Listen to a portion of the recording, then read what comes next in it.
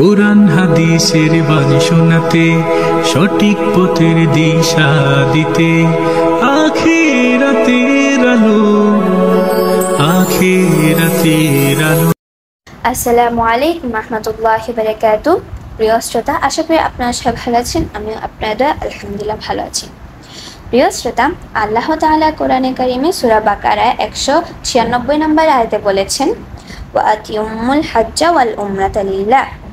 অর্থ, তোমরা আল্লাহর উদ্দেশ্যে হজ এবং উমরা পরিপূর্ণভাবে আদায় করো।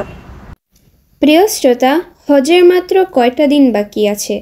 আল্লাহ হুকুম করলে কত মানুষ এখন হজে যাবে?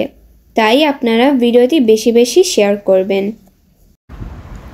প্রিয় শ্রোতা, আজকে আমরা হজের ফরজ, রুকন এবং ওয়াজিবগুলো শিখব ইনশাআল্লাহ। এই ফরজগুলো থেকে একটি ছেড়ে দিলে হজ হবে না।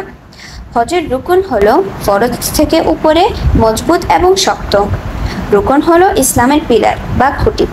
যেমন ঘরের খুঁটি না থাকিলে ঘর টিকে না, মজবুত হয় না।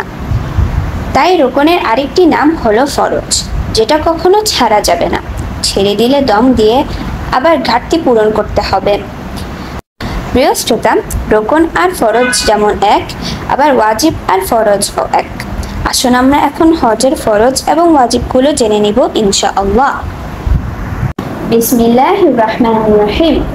হজের ফরজ কয়টি ও কি কি? হজের ফরজ 4টি।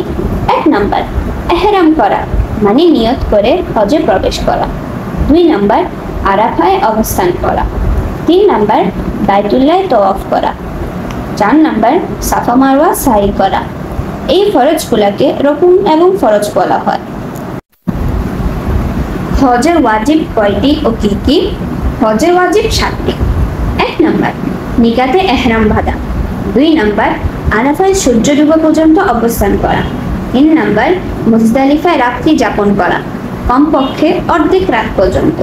4 নাম্বার, 10 তারিখ বড় জামরাকে পাথর নিক্ষেপ করা। 11 তারিখ 12 তারিখ 3টি করে বাকি শয়তানকে পাথর মারা। 5 নাম্বার, মাথা মুন্ডন করা, তবে মহিলাদের কাছে মাথা মুন্ডন হারাম। 6 নাম্বার, মিনাতে 11-12 তারিখ রাত্রে যাপন করা।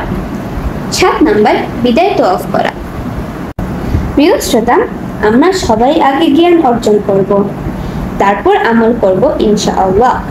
কারণ আল্লাহ তাআলা জ্ঞান অর্জনকে ফরজ করে দিয়েছেন। আজ এ পর্যন্ত আপনারা সবাই ভালো থাকেন, সুস্থ থাকেন। আমার জন্য দোয়া করবেন, আমার আম্মুর জন্য দোয়া করবেন।